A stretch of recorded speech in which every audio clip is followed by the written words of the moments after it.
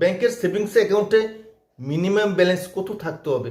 রাষ্ট্রায়ত্ত ব্যাংক এবং বেসরকারি ব্যাংক বিভিন্ন ব্যাংকে বিভিন্ন ধরনের নিয়ম, যার ফলশ্রুতিতে গ্রাহকরা ব্যাপকভাবে সমস্যার মুখোমুখি হচ্ছে। কোথাও বা জিরো ব্যালেন্স, কোথাও বা মিনিমাম ব্যালেন্সের নামে বিভিন্ন ধরনের ক্রাইটেরিয়া নির্ধারিত হচ্ছে। স্টেট ব্যাংক অফ ইন্ডিয়া এক ধরনের নির্দেশ জারি করছে, অন্যান্য ব্যাংকগুলি যে যার মতো করেই নির্দেশিকা জারি করছে, যার ফলে একজন গ্রাহকের যখন 2-3টা ব্যাংকে অ্যাকাউন্ট থাকে তখন সে সমস্ত অ্যাকাউন্টগুলি পরিচালনার ক্ষেত্রেও ব্যাপক সমস্যা হচ্ছে। মিনিমাম ব্যালেন্স নিয়ে মিনিমাম কোনো সিদ্ধান্ত নেই, যার ফলে প্রতিটা ব্যাংক নিজেদের মতো করে হরিলুটের রাজত্ব চালিয়ে যাচ্ছে। ফলশ্রুতিতে গ্রাহকরা বিভিন্ন ধরনের আর্থিক সমস্যার মুখোমুখি হচ্ছে। কত থাকতে হবে মিনিমাম ব্যালেন্স, কিংবা এই মিনিমাম ব্যালেন্সের নামে রাষ্ট্রায়ত্ত ব্যাংকগুলি যেভাবে গ্রাহকদের হয়রানি করছে সে সম্পর্কে রিজার্ভ ব্যাংকের কী ধারণা বা রিজার্ভ ব্যাংকের কী নির্দেশনা রয়েছে? রিজার্ভ ব্যাংকের তত্ত্বাবধানে থাকা সত্ত্বেও ব্যাংকগুলি কেন গ্রাহকদের হয়রানি করছে? এ নিয়ে প্রত্যেকের মধ্যে একটা প্রশ্ন। এই প্রশ্নের উত্তর খোঁজার জন্যই ইউটিউব চ্যানেল ফাইন্যান্স প্ল্যানার বিভিন্ন ব্যাংকের সঙ্গে যোগাযোগ করেছে। রিজার্ভ ব্যাংকের বিরুদ্ধেও ব্যাপকভাবে অভিযোগ শোনা যাচ্ছে যে রাষ্ট্রায়ত্ত ব্যাংক এবং বেসরকারি ব্যাংকগুলি মিনিমাম ব্যালেন্সের নামে গ্রাহককে হয়রানি করে চলছে, গ্রাহকের পকেটের টাকা কেটে নিচ্ছে, অথচ রিজার্ভ ব্যাংক কোন ধরনের অ্যাকশান নিচ্ছিল না, যার ফলে রিজার্ভ ব্যাংকের প্রতি জনগণের আস্থা যেমন কমে যাচ্ছিল, ঠিক তেমনিভাবে রিজার্ভ ব্যাংককেও সন্দেহের চোখে দেখছিল।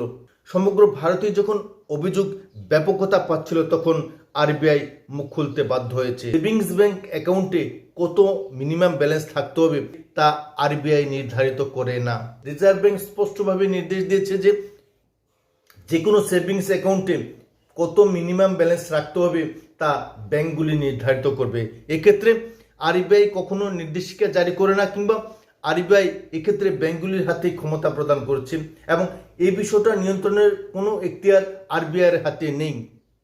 এই বিষয়টা স্পষ্ট জলের মতো যে reserve bank of India minimum ব্যালেন্সের নামে ব্যাংকগুলি যেভাবে হস্তক্ষেপ করছে, গ্রাহকের পকেটে টাকা কাটছে, এক্ষেত্রে কোনো ধরনের প্রতিক্রিয়া দিতে রাজি নয় রিজার্ভ ব্যাংক, কিংবা হস্তক্ষেপ করতে রাজি নয়, যার ফলে মিনিমাম ব্যালেন্সের নামে সমস্ত ব্যাংকগুলি যে যার মতো করে গ্রাহকের পকেটে টাকা কেটে নিচ্ছে। দীর্ঘ 3 বছর ধরে মিনিমাম ব্যালেন্সের নামে রাষ্ট্রায়ত্ত ব্যাংক, বিশেষত State Bank of India, UCO bank, Canara bank এছাড়াও অন্যান্য সমস্ত ব্যাংকগুলি গ্রাহকের কোটি কোটি টাকা কেটে নিয়েছিল এবং অতি সম্প্রতি State Bank of India, Canara bank সহ আরও কিছু রাষ্ট্রায়ত্ত ব্যাংক এই মিনিমাম ব্যালেন্সের সমস্যা তুলে দিয়েছে। সেখানে আর মিনিমাম ব্যালেন্স বলে কোনো কথা রইল না, যে যার মতো করে ব্যাংক অ্যাকাউন্টে টাকা রাখতে পারবেন, এক্ষেত্রে কোনো ধরনের টাকা কাটা হবে না। কিন্তু বেসরকারি ব্যাংকগুলি এখনও গ্রাহকদের পকেটে টাকা কেটে নিচ্ছে। এক্ষেত্রে আইসিআইসি ব্যাংক এবং এইচডিএফসি যথেষ্ট তৎপর, অর্থাৎ মিনিমাম ব্যালেন্সের নামে এখনও এই সমস্ত ব্যাংকগুলি গ্রাহকের পকেটে টাকা কাটছে। অতি সম্প্রতি আইসিআইসি ব্যাংকে অনুসরণ করে এইচডিএফসি ব্যাংক মিনিমাম ব্যালেন্সের নামে 50,000 টাকা রাখার ঘোষণা দিয়েছেন। যদি 50,000 টাকার কমে রাখা হয় তবে নিশ্চিতভাবে গ্রাহকদের অ্যাকাউন্ট থেকে টাকা কেটে নেওয়া হবে। এই পরিস্থিতির ফলে গ্রাহকদের মধ্যে ব্যাপক ক্ষোভ বিক্ষোভ সৃষ্টি হয়েছে এবং যার ফলশ্রুতিতে রিজার্ভ ব্যাংক স্পষ্টভাবে জানিয়ে দিয়েছে যে মিনিমাম ব্যালেন্স কত থাকবে তা ব্যাংকগুলি নির্ধারণ করবে, আরবিআই নির্ধারণ করবে না। প্রিয় দর্শক বন্ধুরা, এই বিষয়ে আপনাদের মতামত কি? অবশ্যই ইউটিউব চ্যানেল ফাইন্যান্স প্ল্যানারে লিখে জানাবেন।